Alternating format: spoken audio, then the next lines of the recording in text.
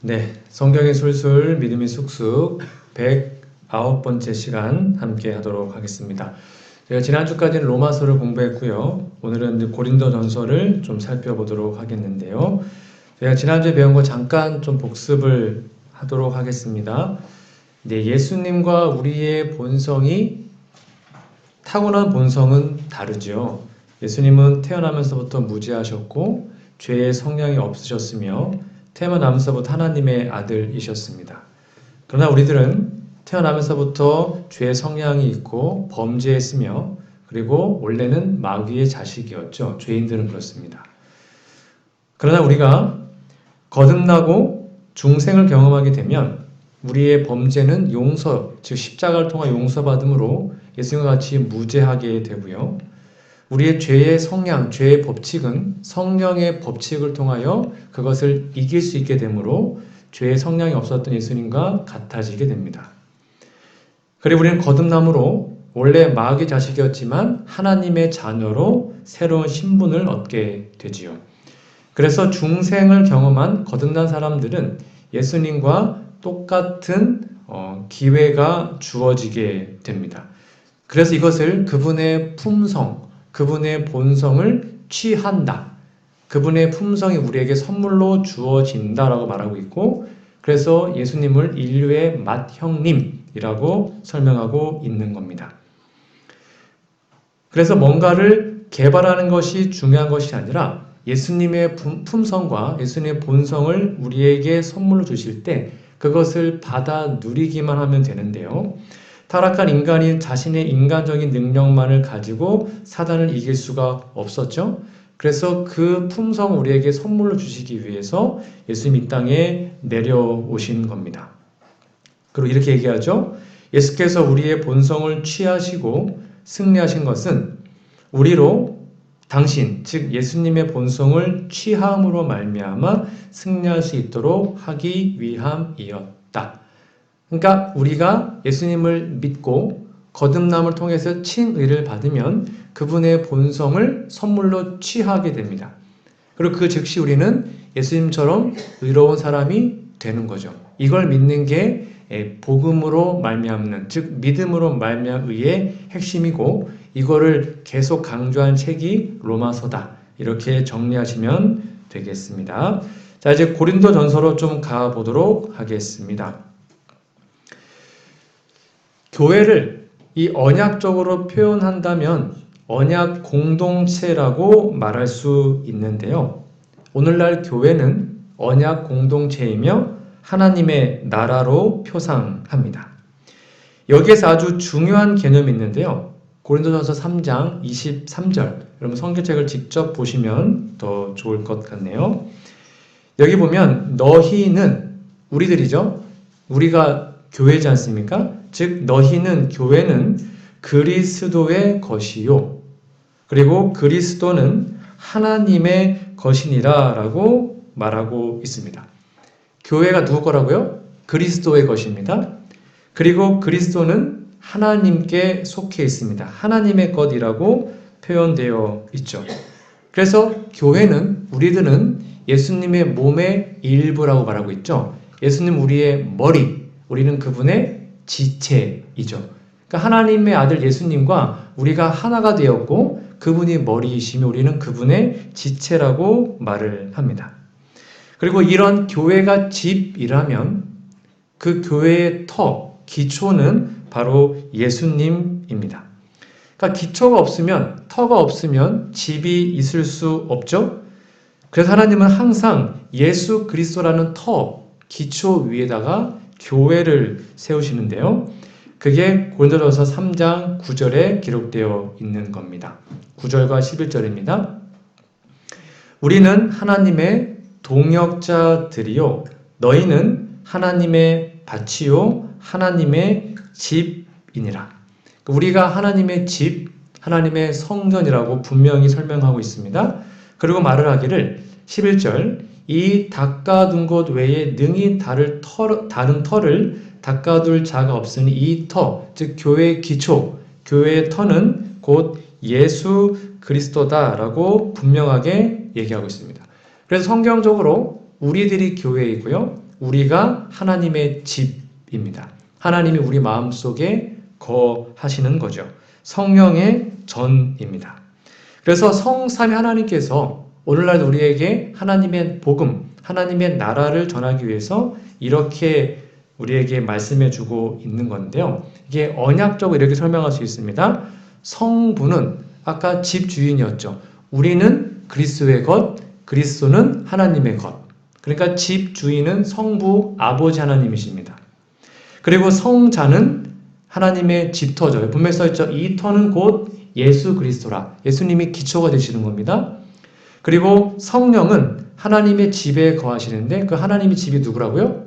우리들이잖아요. 그래서 분명히 써있죠. 우리는 하나님의 밭이요 하나님의 집이다. 그러니까 우리들 안에, 우리의 마음 안에 하나님이 거하시는 겁니다. 그런 의미에서 우리는 성경적으로 언약적으로 하나님의 집 또는 성전이라고 말하고 있는 거죠.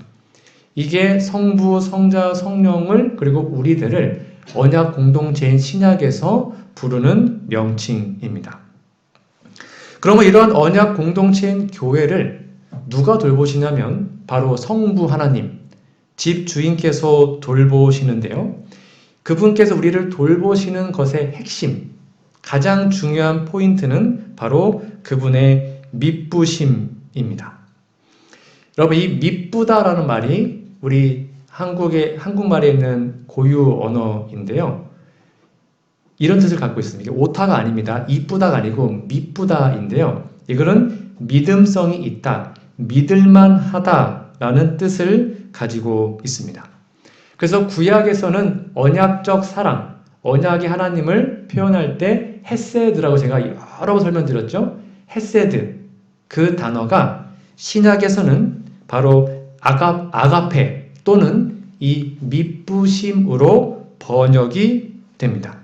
그러니까 언약에 충실한, 무슨 일이 있어도 그 언약을 지키시는 하나님을 신약에서는 하나님이 미쁘시다, 그분이 신실하시다 라는 것으로 설명하는 겁니다.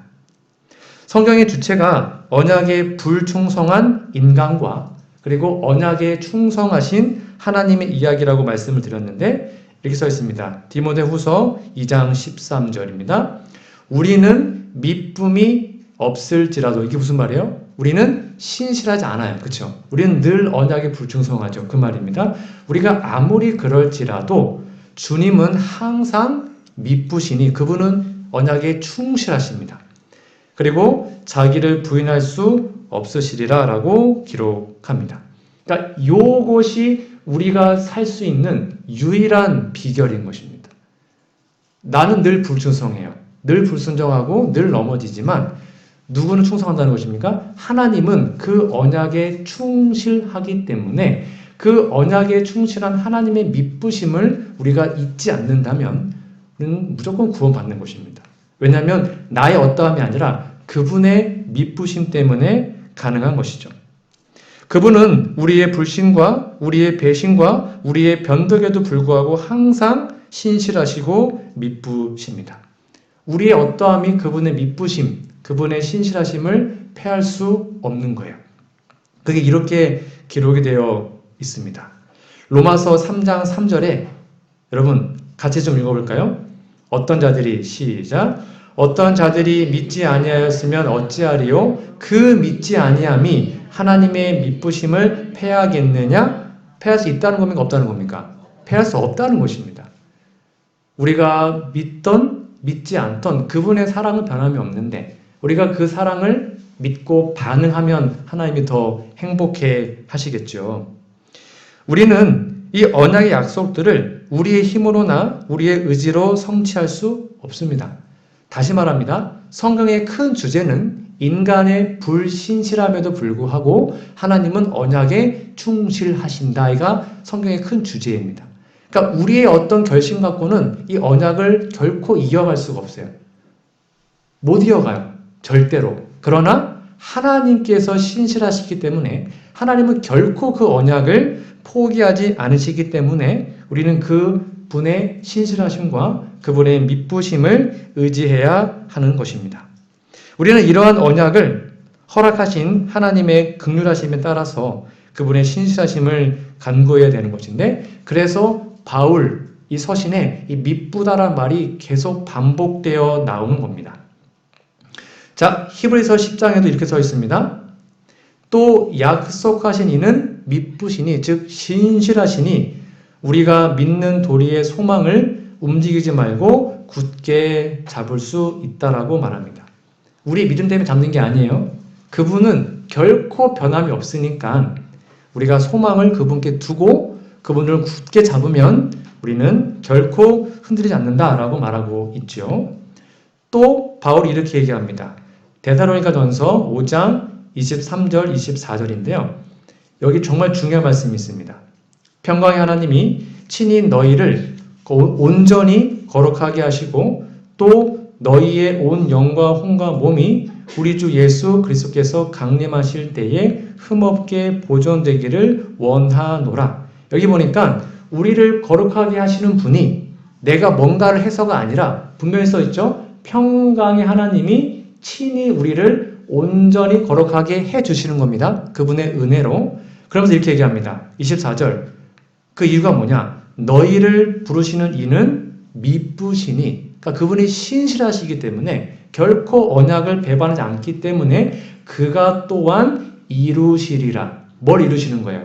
우리의 온전함, 우리의 거룩함, 혼과 영과 몸의 완벽한 변화, 이런 것들을 누가 이루신다고요? 그분이 이루신다는 것입니다. 그러니까 그분의 미쁘심 우리가 의지하고 그분께 간절히 기도하면 그분이 신실하기 때문에 우리의 영과 혼과 몸을 온전하게 거룩하게 보존해 준다. 이것을 믿는 게 언약 신앙인 것입니다. 이게 바로 언약주 하나님의 사랑인 거죠. 하나님은 이러한 새 언약의 맹세를 통해 우리 마음속에 하나님의 법을 기록하시고 그것을 지킬 수 있게 해 주시는 겁니다. 다시 말합니다. 그것은 우리의 어떠한 형편에 달려있는 것이 아니라 하나님의 신실함, 그분의 미쁘심 때문에만 유지될 수 있다는 사실을 여러분 꼭 기억하시고 그분의 신실하심을 마음속에 정말로 간절히 사모하고 믿게 되기를 바라는 겁니다. 이 믿보다라는 말이 영어로는 faithful이라고 나와 있는데요. 이렇게 기록되어 있습니다. 고린도전서 10장 13절 지금 바울이 계속 이 단어를 반복하는 이유, 언약에 충실하기 때문에 사람이 감당할 시험 밖에는 너희가 당한 것이 없나니 오직 하나님은 미쁘사 즉 언약에 충실하사 그 말이에요. 너희가 감당하지 못할 시험 당함을 허락하지 아니하시고 시험 당할 즈음에 또한 피할 길을 내사 너희로 능히 감당하게 하시느니라. 그러니까 우리가 이 말씀을 정말로 믿게 된다면 때는 우리 삶 속에 뭐가 와요? 시험이 오잖아요. 몸이 아플 때가 있고 때로는 경제적으로 어떻게 어떤 어려움을 당할 때가 있단 말이죠. 그럴 때 우리가 낙담하거나 좌절하지 않을 수 있는 이유는 하나님은 뭐 하시다는 거예요? 미쁘시다는 겁니다. 그래서 우리가 감당할 시험밖에 안 주시고 이 시험을 반드시 피할 길을 마련해 주셨다. 그러니까 이 사실을 우리가 정말로 믿게 된다면 어떠한 시련과 근심, 어떠한 시련과 고난이 와도 뭐 하지 않게 되는 거예요? 근심하거나 의심하지 않게 되는 겁니다. 이게 계속 반복되는 하나님의 신실하심에 대한 호소인데요. 데살로니가 후서 3장 3절에도 같은 표현이 나옵니다. 주는 미쁘사, 즉 언약에 충실하사 너희를 굳건하게 하시고 악한 자에게서 지키시리라. 여러분, 우리를 굳건하게 하는 것, 우리의 믿음이 흔들리지 않게 단단하게 해주시는 게 뭐의 덕분이라고요? 하나님의 미쁘심 때문에, 그분의 신실하심 때문에. 그리고 우리를 악한 자, 사탄 마귀겠죠? 악한 세력으로부터 우리를 지켜주십니다. 누가요? 미쁘신 하나님께서. 그러니까 이 사실을 끊임없이 우리는 마음속에 기억해야 하는 겁니다. 이렇게 악한 자와 사탄 마귀와 싸울 때 사탄 마귀는 뭘 쏘냐면 불화살을 쏜단 말이에요. 불화살. 그럼 그 불화살을 막을 수 있는 것은 바로 방패인데 이 방패 또한 우리가 준비하는 게 아닙니다. 우리의 의지와 우리의 결심으로 아무리 방패를 만든들 그거는 종이 방패밖에 안 돼요. 아무것도 아닌 거예요. 그냥 순식간에 사라져 버리는 겁니다. 그런데 우리가 들어야 할 방패는 바로 하나님께 준비해 주신 언약의 방패라는 라는 겁니다. 그래서 이 언약의 방패를 우리가 들면 사단의 어떠한 불화살에도 막을 수 있고 그분으로부터 보호받으며 사탄 마귀로부터 우리가 해방을 받게 되는 거예요. 그래서 이 사실을 바로 시편 91편 4절이 설명하고 있는 것입니다. 보십시오. 그가 너를 그의 깃으로 덮으시리니 내가 그의 날개 아래에 피하리로다. 그의 진실함, 이게 밑부심 같은 말이에요. 그의 밑부심, 그의 신실하심, 그의 언약적 충성스러움, 그걸 말하는 거예요. 그의 진실함은 방패와 손방패가 되시나니. 그러니까 악한 자의 그 불화살, 사탄의 불화살을 막아주는 것 또한 뭐라고요? 우리가 아니라 그분의 진실하심이요. 그분의 언약적 사랑. 그 언약적 신실하심 때문에 우리의 모든 문제가 해결되고 사탄 마귀로부터 우리가 보호받을 수 있다는 겁니다. 이게 지금 성경에서 계속 관통하고 있는 언약의 핵심이에요. 하나님은 신실하시다. 하나님은 결코 변함이 없다. 하나님은 우리를 절대 버리지 않는다. 이 사실을 우리가 끊임없이 잊지 않고 기억한다면 너무 좋을 것 같습니다. 미쁘신 하나님은 한 번 약속하시면 반드시 지키시죠. 그리고 그것이 우리의 어떤 육체적 한계가 다다를지라도 그분께서 말씀하시면 그분은 그거를 이루어 주십니다. 그 대표적인 사례가 바로 히브리 11장 11절에 나와 있는 사라 이야기인데요. 여러분, 사라가 결국에는 이삭을 낳았지 않습니까? 이삭을 낳았을 때 그의 믿음이 정말로 좋았을까요? 믿음이 좋았으면 이스마엘 안 낳았겠죠. 그러나 이렇게 써 있습니다. 믿음으로 사라 자신도 나이가 많아 단산하였으나 잉태할 수 있는 힘을 얻었답니다. 즉 폐경이 와가지고 이제 여자의 구실을 못하는 거죠, 그렇죠? 아기를 못 낳는 거예요, 육체적으로는. 그런데 이는 약속하신 일을 미쁘신 줄 알았다 나와 있습니다. 즉 나는 지금 믿음도 없고 능력도 없고 몸도 이런데 하나님께서 약속하셨기 때문에 그걸 알고 그 신실하심에 자신의 모든 것을 허락한 거죠. 이게 바로 정말로 불가능한 일도 그분께서 약속하셨다면 아들 주겠다. 그럼 그것을 이루신다는 것을 믿는 겁니다. 그리고 요한에서 1장 9절에도 똑같은 내용이 반복되어 나옵니다. 여러분, 요한에서 1장 9절 말씀 여러분 진심으로 믿으시는지요? 여기에 우리가 죄가 용서받는 가장 간단한 방법이 기록되어 있습니다.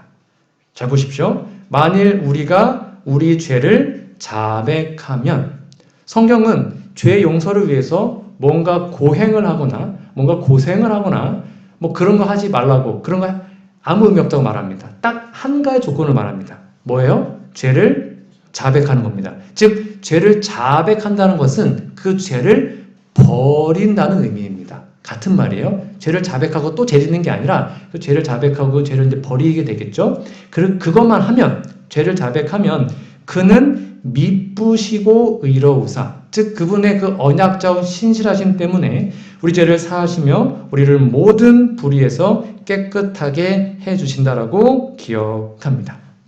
그러므로 우리가 죄 용서받는 것도 사탄 마귀로부터 보호받는 것도 그 모든 것은 하나님의 미쁘심, 하나님의 신실하심이라는 겁니다. 이것이 바로 사도 바울이 계속해서 자신의 서신에서 말하고 있는 거예요. 그것 우리가 기억하고 제발 잊지 말아라. 그걸 잊지 않고 기억한다면 우리는 결코 낭망하거나 좌절하거나 힘들어하지 않게 된다라고 말하고 있는 것이죠. 이러한 말을 쭉 하다가 보니까 여러분 특별히 이 고린도 전서에는 참 고린도 교회의 어떤 안 좋은 문제점들이 참 많이 기록이 되어 있는데요. 왜냐하면 이방인들과 유대인들이 하나가 되어서 새 언약 공동체를 이루게 되었죠. 여러분 교회가 점점 확장하거나 아니면 교회가 커지게 되면 반드시 교회에 뭐가 생기냐면 문제가 생기기 마련이지 않습니까? 왜냐하면 교회는 사람들이 특별히 죄인들이 모여있는 곳이기 때문이죠. 근데 이러한 모든 문제들 여기 보면 분열된 거, 징계, 무질서, 방종, 서로 소송하는 거 교인끼리 서로 소송했거든요. 그다음에 음식을 막 먹는 것, 이런 것들이 정말 교회 안에 많았는데 이러한 모든 문제를 해결할 수 있는 유일한 방법은 요거라는 겁니다. 새 언약 공동체인 교회 안에 있는 문제와 갈등은 헤세드 정신, 즉 언약적 사랑을 서로 용납하고 용서해 주는 것만으로 가능하다라고 말해주고 있는 게 고린도전서의 핵심입니다. 이렇게 된 다음에 우리에게 이렇게 또 호칭을 해 주시는데요. 여러분, 교회의 성도들을 부르는 많은 칭호가 있지만 이제 우리 지금 언약을 배우는 단계니까 이 언약적으로 이 성도를 부르는 호칭이 있습니다. 이게 요겁니다. 새 언약의 일꾼들 또는 형제들이라고 부릅니다. 다시 말하지만 여러분, 성도는 언약적으로 일꾼입니다. 우리가 하나님으로부터 부르심을 받고 교회 안에 거하는 이유는 그냥 왔다 갔다 하는 것이 아니라 이 교회에서 하나님의 일꾼으로 세움받기 위해서라는 겁니다. 그게 성경에 분명히 기록되어 있는데요. 자, 이렇게 써 있습니다. 고린도후서 1장 21절 22절에 보면 우리를 너희와 함께 그리스도 안에서 굳건하게 하시고 우리에게 기름을 부으신 이는 하나님이시니 그가 또한 우리에게 인치시고 보증으로 우리 마음에 성령을 주셨느니라 라고 기록하고 있습니다. 그러니까 우리가 개인적으로는요, 하나님의 성전이고요. 그다음 우리가 공동체적으로는 하나님의 일꾼으로 존재합니다. 이 사실을 꼭 기억해야 합니다. 그래서 이렇게 설명하고 있죠. 고린도서 3장 6절입니다. 그가 또한 우리를 새 언약의 일꾼 되기에 만족하게 하셨다. 우리가 왜 부름받았다고요? 하나님의 일꾼입니다. 하나님의 사역을 하고 봉사 일을 하고 교회를 든든히 세워나가는 것.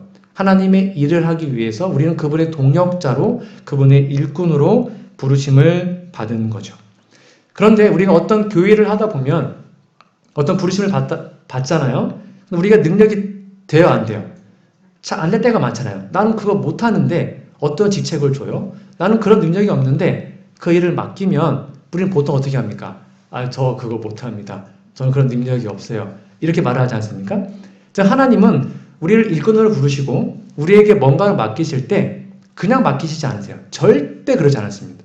하나님 우리에게 일을 맡기실 때는 무엇까지 주신다고요? 그 일을 할 수 있는 능력도 주세요. 근데 그 능력을 성경에서는 바로 은혜라고 표현합니다. 여러분들은 하나님의 은혜를 어떻게 이해하고 계시는지요?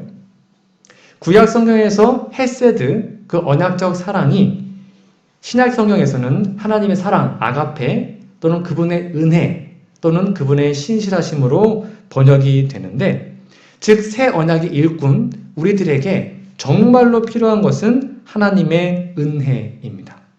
이 은혜가 없으면 우리는 아무것도 할 수 없습니다. 근데 이 은혜라는 단어가 되게 막연할 때가 많아요.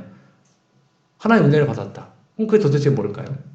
하나님 은혜를 받은 것은 도대체 무엇을 우리에게 주신 걸까요? 이 로마서 다음으로 이 고린도 후서에는 이 은혜라는 단어가 참 많이 나오는데 놀랍게도요. 이 은혜라는 단어와 함께 새 일꾼, 사역에 대한 내용이 같이 붙어 나옵니다. 이 사실을 여러분 꼭 기억했으면 좋겠습니다.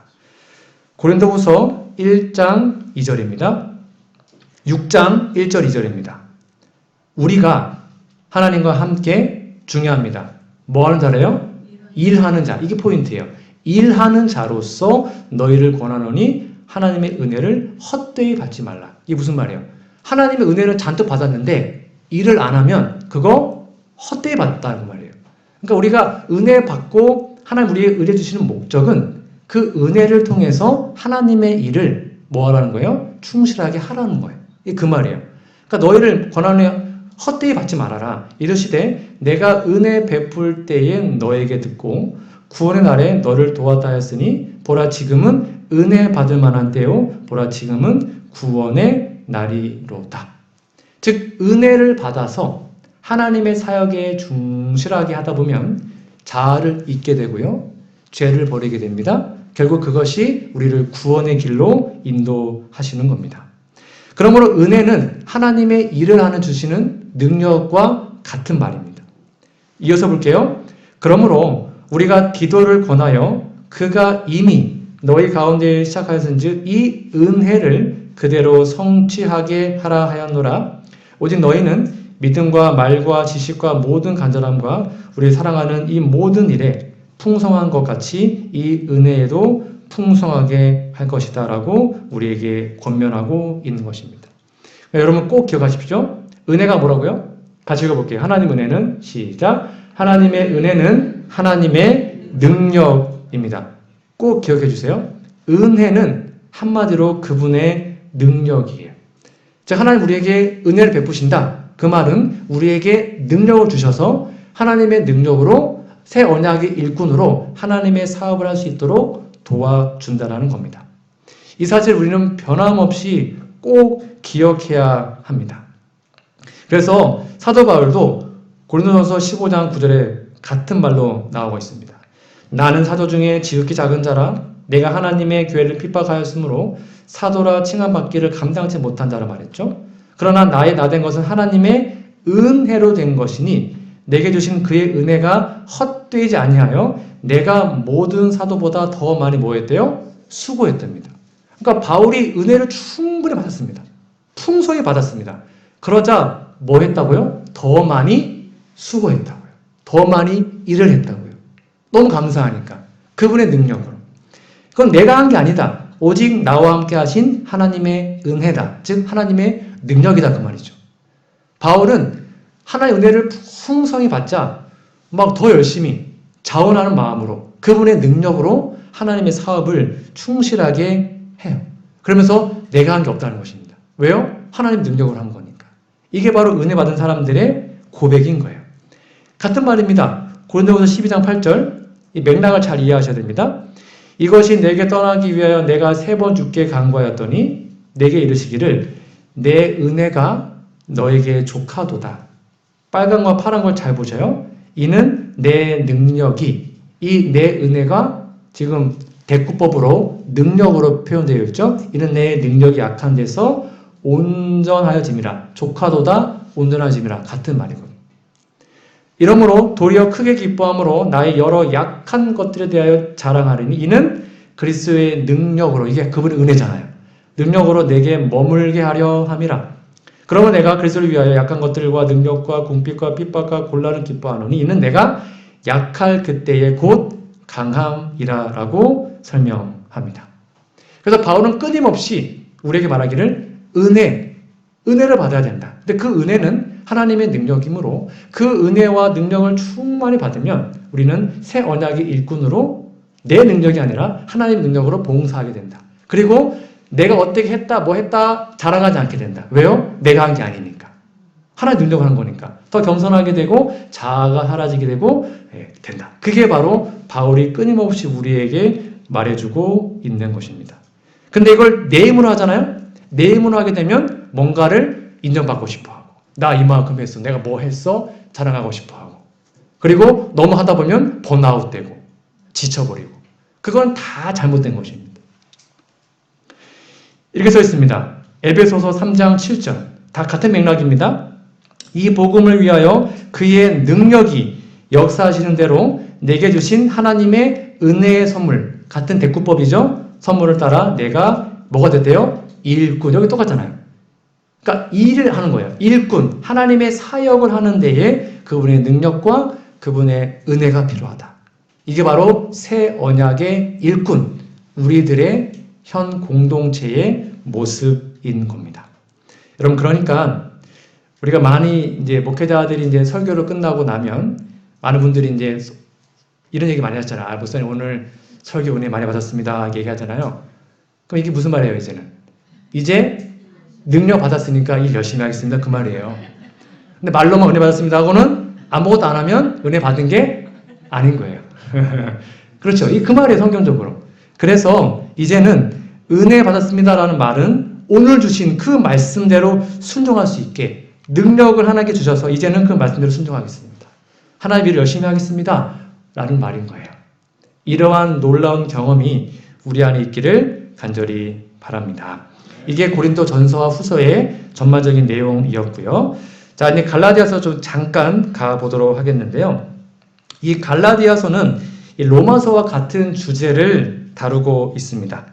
즉 갈라디아서는 옛 언약을 강조하고 그것이 진리인 양 새 언약의 복음을 거부하는 그 거짓 교사들에게 아주 적나라하게 책망했던 기별이 나온 게 갈라디아서인데요. 이 당시에 즉 유대인들에게 구원이 있고 그래서 이방인들도 할례를 받아야 된다라는 것으로 계속 말을 했을 때 사도 바울이 아주 세게 이렇게 얘기합니다. 갈라디아서 1장 7절 8절입니다. 다른 복음은 없다. 즉 우리는 새 언약으로 오직 믿음으로 구원받지 다른 복음 없다라고 단언합니다. 다만 어떤 사람들이 너희를 교란하여 그리스도의 복음을 변하게 하려 함이라. 그러나 우리가 혹은 하늘로서나 온 천사라도 우리가 너희에게 전한 복음, 이게 새 언약의 복음이에요. 믿음으로 구원받는다. 그 말이죠. 그거 외에 다른 복음을 전하면 저주를 받을지어다. 이렇게까지 세게 얘기를 했어요.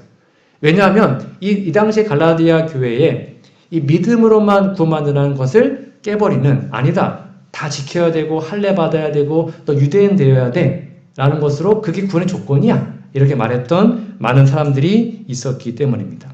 그러면서 이 사실을 강조하면서 중요한 얘기를 반복합니다. 그게 바로 갈라디아서 3장 13절 14절입니다. 이제 우리는 새 언약을 배웠기 때문에 이 말씀만 보면 이 언약 단어에서 이미지가 떠오르셔야 됩니다. 그래서 우리를 위하여 저주를 받은 바 되사. 이 저주가 뭔지 아시죠? 둘째 사망, 언약 보증인이 돌아가신 거 그거 말하는 겁니다. 율법의 저주에 우리를 속량하셨으니 원래 우리가 죽어야 되는데 영원한 멸망을 그거를 값을 지불하신 거죠. 기록된 바 나무에 달린 자마다 이게 신명기 때 다 배웠어요. 신명 23장 32절 다 배웠죠. 나무에 달린 자마다 저주 아래 있는 자라. 그러니까 예수님이 둘째 사망을 영멸을 당하신 거예요. 이는 그리스도 예수 안에서 이 그리스도 예수는 언약 대표자, 언약 보증인이죠. 그분 안에서 아브라함, 이게 아브라함 언약이에요. 창세기 15장. 저 다 배운 거예요. 아브라함의 복이, 이 복은 영생을 말하죠. 이방인에게도 미치고 이 이방인이 우리들이잖아요.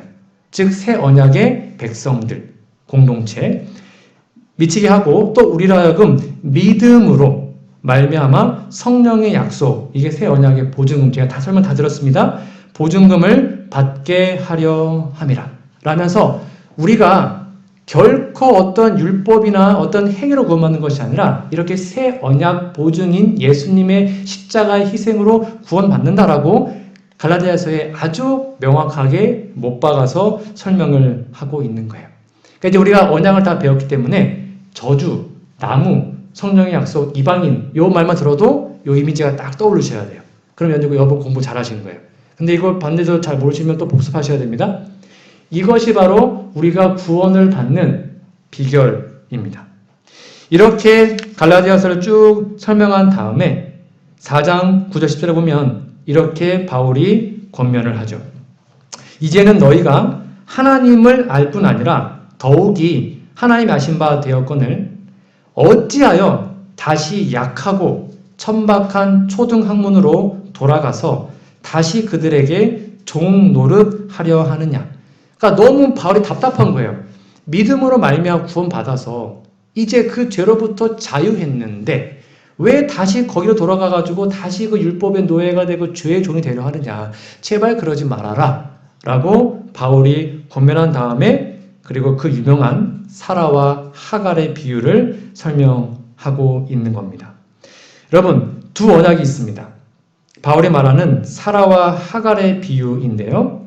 사라와 하갈 다 아시죠? 사라는 즉 믿음으로 말미암아 의를 표상하고 있고요. 하갈은 아브라함이 자신의 뜻대로 후처를 취해서 줬잖아요. 즉 하갈은 옛 언약이고요. 사라는 새 언약입니다. 하나는 계집종이고 하나는 자유하는 여인이죠. 그래서 하갈과 사라로 대표합니다.